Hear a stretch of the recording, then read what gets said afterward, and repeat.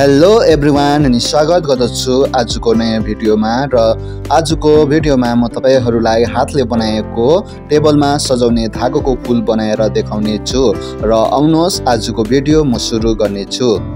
सर्वप्रथम सजाउने फूल बनाउनको लागि मैले यो सामानहरु लिएको छु अनि यो सामानहरु मध्येमा यो 3 कलरको फूलहरु बनाउने छु। म येलो, व्हाइट र रेड कलरको म फूलहरु बनाउने छु। अनि हाँगाको लागि मैले यो बेन्डिङ तार लिएको छु अनि यसमा कलर दिनको लागि मैले ग्रीन कलरको धागो लिएको छु। अनि धागो काट्नको लागि मैले कैंची लिएको छु अनि यो बेन्डिङ तार काट्नको लागि मैले प्लास लिएको छु। अनि यो सामानहरुबाट आजको सजाउने म बनाउन गइरहेको छु। दोस्रो चरणमा म यो फूल बनाउनको लागि येलो कलरको धागो लिएर आफ्नो औंलामा म 30 चोटी यस प्रकारले घुमाउने छु।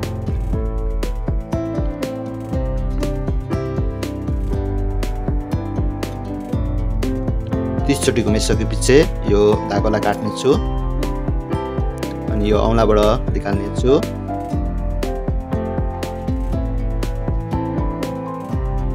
अनि जुन मैले बेन्डिङ तार यो हाँगा बनाउनको लागि लिएको थिएँ यो 6 इन्चको मैले साइज बनाएको छु। अनि यो बेन्डिङ तार लिएर यो धागोको यो साइडमा चिराउने छु। यस प्रकारले यो बीच भागमा म छिराएर यसलाई यो धागोलाई बान्ने छु।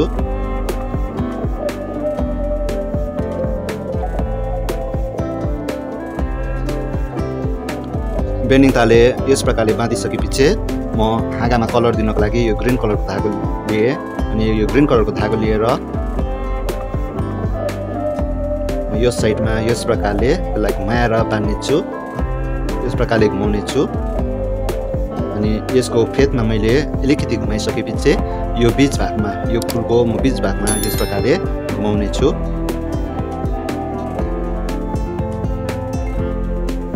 यतिकोमा यो भागमा म यो ग्रीन कलरले यस प्रकारले घुमाएर यो धागोलाई पनि छोप्ने छु आधा धागोलाई। अनि फेरि यस प्रकारले घुमाउँदै म यो ग्रीन कलरको धागोलाई घुमाउँदै म ओह्रालो ल्याउने छु।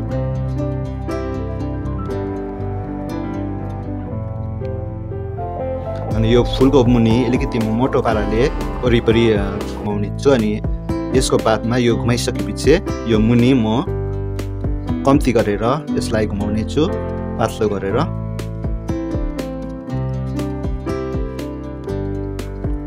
यस प्रकारले यो ग्रीन कलरको धागोले यो बेन्डिङ तारको वरिपरि घुमाइसकेपछि म यो छेउमा यस प्रकारले बान्ने छु। यस प्रकारले यो बनाइसकेपछि यो टुप्पोको भागमा म कैंचीले काट्ने छु।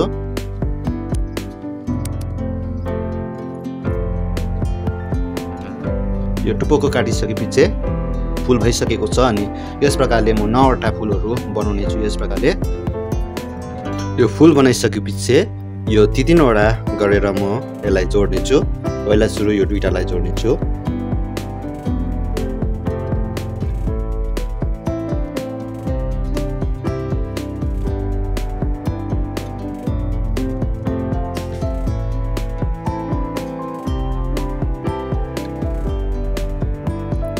यो दुईटालाई जोडिसकेपछि यो एउटा पनि थप्ने छु। यो तीनटालाई यस प्रकारले यो जोड्ने छु म।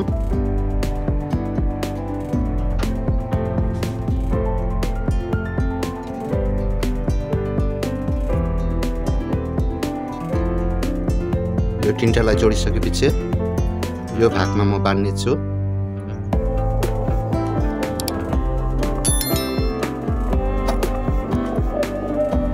यस प्रकारले यो तीनटालाई बनाइसकेपछि जोड्नका लागि मैले यो तार लिएको छु अनि यो तारबाट यो यस प्रकारले जोड्ने छु म।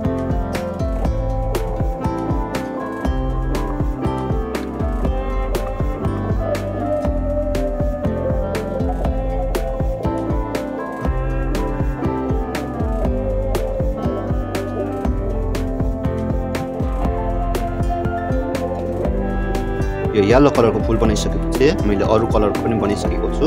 अनि यो तीनटालाई म एकसाथमा जोड्ने छु। यो धागोले फेरि पनि यहाँसम्म म वरिपरि घुमाउँदै जाने छु।